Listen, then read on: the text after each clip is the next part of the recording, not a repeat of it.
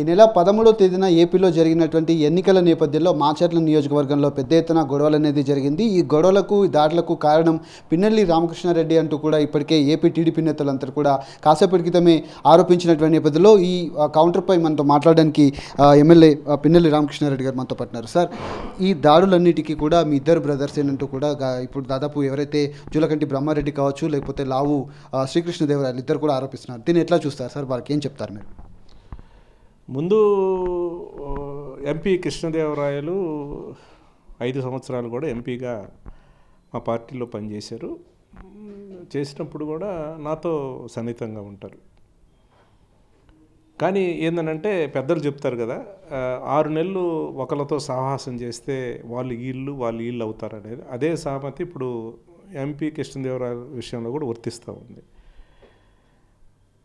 మొన్న జరిగిన సంఘటన ఎలక్షన్స్ ముందు నుంచి కూడా అక్కడ ఎవరైతే తెలుగుదేశం అభ్యర్థిగా పోటీ చేస్తున్న జూలకంటి బ్రహ్మారెడ్డి ఎవరైతే ఉన్నారో అతను నైజం ఫ్యాక్షన్, అతను కుళ్ళు కుతంత్రాలు, అతను ఎప్పుడు కూడా ఒకళ్ళు ఎదుగుతూ ఉంటే వారవలేని మనస్తత్వం.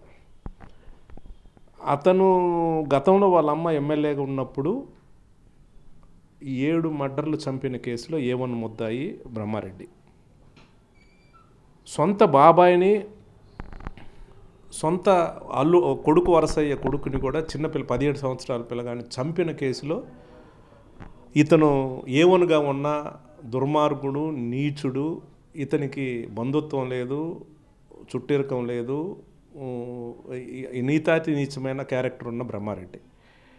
అతను ఎప్పుడైతే 2009లో నా మీద పోటీ చేసి ఓడిపోయి మాచర్లో వదిలిపోయి పారిపోయి ఎక్కడో తలదాచుకున్నాడో, తర్వాత చంద్రబాబు నాయుడు అందరూ కలిసి అతన్ని తీసుకొచ్చినప్పుడే గొడవలు చేస్తారు, ఇక్కడ ఏదో అరాజకం చేస్తారు, ఇక్కడున్న అందరినీ కూడా మళ్ళీ ఫ్యాక్షన్ వైపు తీసుకొస్తారని నాకు అనుమానంతో ఏదైతే ఎలక్షన్ రోజు 4 గ్రామాలు నేను చెప్తా ఉన్నాను, నా కాన్స్టిట్యున్సీలో 80 గ్రామాలు ఉంటే టోటల్ ఎలక్షన్ మొత్తం మీద జరిగిన దాంట్లో 4 గ్రామాల్లో గొడవలు జరిగినాయి.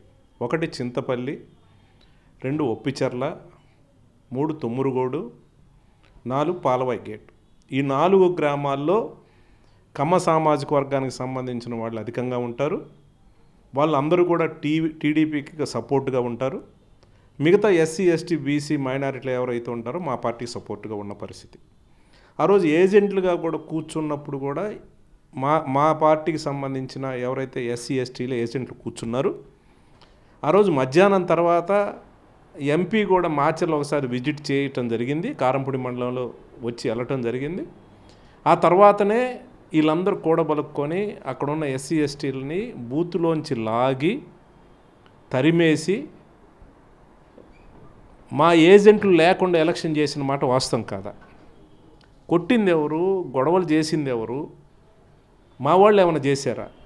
వాళ్ళు గొడవలు చేసి, వాళ్ళు బీభత్సం చేసి, వాళ్ళకు అనుకూలమైన సీఐని ఎలక్షన్స్ 2 రోజుల ముందు నారాయణ స్వామి అనే ఒక కమ్మ సామాజిక వర్గానికి సంబంధించిన సీఐని అక్కడ పంపించి, వాళ్ళ చేత ముందు రోజే మా నాయకుల్ని సీఐ చేత బెదిరించి, అక్కడే అదే కారంపొడిలో పక్కనే వీళ్ళు ఏదైతే రిగ్గింగ్ చేసిన విలేజ్ పక్క విలేజీలో వెంకటేశ్వర రెడ్డి అని మా పార్టీకి సంబంధించిన నాయకుడు ఉంటే అతన్ని కూడా కొట్టడం జరిగింది సీఐ. ఇలా బీభత్సం చేసి బెదిరించి వాళ్ళు గొడవలు చేసి, ఈరోజు మేమేదో గొడవలు చేసాం అని మా మీద అబాండాలు వేసేసి తప్పుడు ప్రచారం చేసే కార్యక్రమం ఇద్దరూ చేస్తూ ఉన్నారు. ఎంపీ చేస్తూ ఉన్నాడు, బ్రహ్మారెడ్డి కూడా చేస్తూ ఉన్నాడు. నేను అడుగుతూ ఉన్నాను బ్రహ్మారెడ్డిని, అరే ఎదవా, నేను పారిపోవాల్సిన అవసరం లేదు, నేను 4 ఎలక్షన్స్ నేను గెలిచాను, 5వ ఎలక్షన్స్ కూడా గెలవబోతా ఉన్నాను, నువ్వు ఎక్కడున్నావు? నువ్వు గుంటూరులో ఎందుకున్నావు?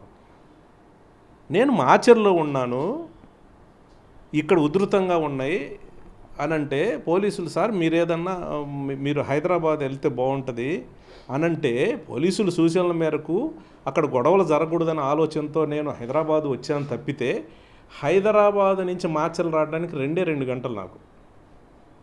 నేను ఎక్కడా కూడా అరే అదవా నేను పారిపోవాల్సిన అవసరం లేదు, నేనెందుకు పారిపోతాను? నా మీద కేసులు ఉన్నాయా? గొడవలు నేను జయించిన? గొడవలు చేసింది మీరు.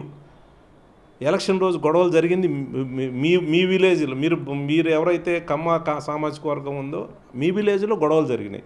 మీరు గొడవలు చేసి ఇప్పుడు మేమేదో చేసాము, ఎస్సీ ఎస్టీల మీద ఏదో దాడులు చేసినామని ఈ తప్పుడు ప్రచారం చేస్తూ ఉన్నారు. ఎలక్షన్ రోజు వాళ్ళు బీభత్సం చేసి గొడవలు చేసి మా ఏజెంట్లు లేకుండా 4 గ్రామాల్లో కూడా ఎలక్షన్ చేసిన పరిస్థితి కనిపిస్తూ ఉంది. ఎందుకంటే ఎవరైతే ఎస్పీ ఉన్నాడో బిందు మాధవ్ ఎస్పీ, ఎవరైనా ఒక జిల్లాకు సంబంధించి ఎస్పీగా ఉన్న వ్యక్తి ఆ 7 కాన్స్టిట్యున్సీల్లో కూడా ఎక్కడ లా అండ్ ఆర్డర్ ప్రాబ్లం లేకుండా మానిటర్ చేస్తారు. అలాంటిది వారం రోజుల ముందు నుంచి ఎస్పీ ఏదైతే పల్నాడు జిల్లాకి ఎస్పీకి వచ్చిన దగ్గర నుంచి కూడా మాకు అనుమానంగా ఉంది. నా భార్య మీద ప్రచారాన్ని పోతే దాడి చేశారు. ఆ రోజు నుంచి కూడా నేను ఏదైతే ఈ 4 గ్రామాలు, ఇప్పుడు గొడవలు జరిగిన 4 గ్రామాలకు సంబంధించి ఇంకో 2 గ్రామాలు 6 గ్రామాలకు సంబంధించి నేను హైకోర్టు నుంచి ఒక ఆర్డర్ తీసుకొచ్చాను.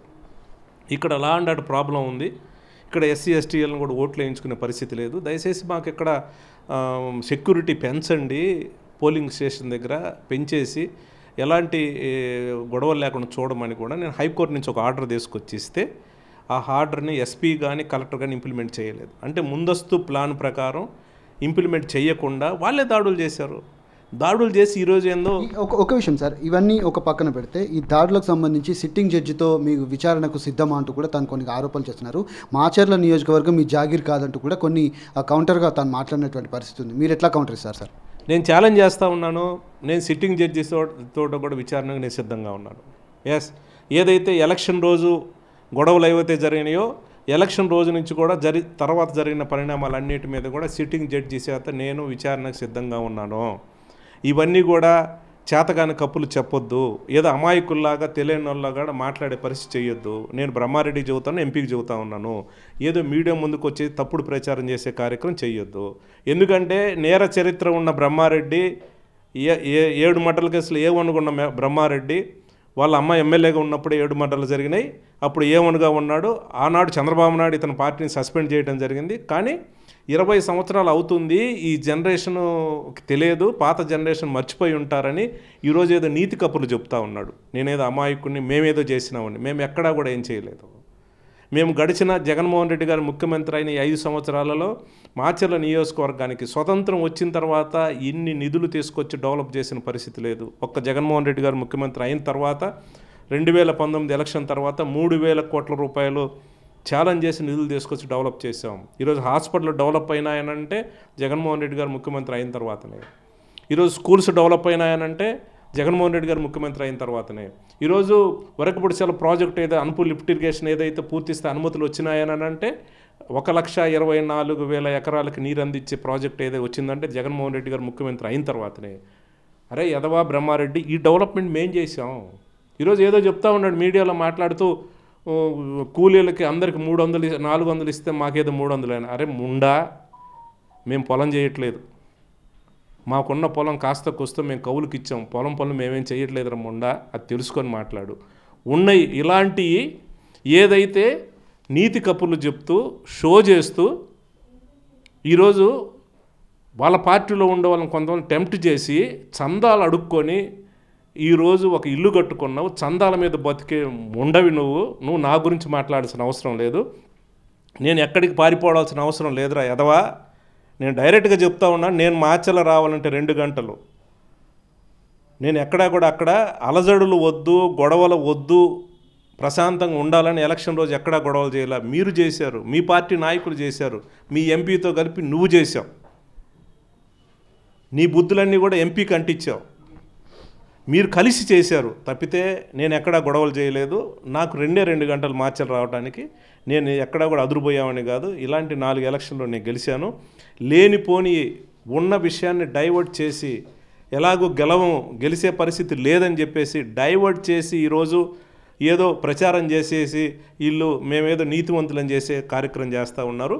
నేను చెప్తా ఉన్నాను, ఎలక్షన్ అయిన మరుసటి రోజు కూడా కారంపూడిలో ఒక ఎస్టీలకు సంబంధించి 2 ఇళ్ళు మొత్తం దాడులు ధ్వంసం చేస్తే ఆ ఇల్లు పరామర్శ చేయడానికి నేను కారంపూడి దాకా వెళ్దామని వెళ్తే దారి మధ్యలో వాళ్ళే ఎదురు తిరిగి దాడులు చేసి వైశాస్ సంబంధించిన కొంతమంది ఇల్లు కానివ్వండి, మా పార్టీ సానుభూతి సంబంధించిన కొన్ని ఇల్లు కానివ్వండి, మా పార్టీకి సంబంధించిన ముస్లిం సంబంధించిన ఒక షాపులో ఉన్న ఏజెన్సీలో వాళ్ళు ఉన్న బండ్లు కానీ తగలబెట్టి మొత్తం లూటీ చేసి దహనం చేసింది వాళ్ళ పార్టీ వాళ్ళు. ఎస్, సిట్టింగ్ జడ్జి చేత విచారణకు నేను రెడీగా ఉన్నాను. ఎంటైర్ జరిగిన గొడవల మీద కూడా ఖచ్చితంగా సిట్టింగ్ జడ్జి చేత విచారణ చేయమని కూడా నేను కోరుతా ఉన్నాను. దానికి వెనకాడిగా ప్రశ్నే లేదు. ప్రీ ప్లాన్డ్గా ఒక 10 రోజుల ముందు ఎస్పీని తీసుకొచ్చారు బిందు మాధవ్ని, ఒక 3 రోజుల ముందు సిఐని తీసుకొచ్చారు.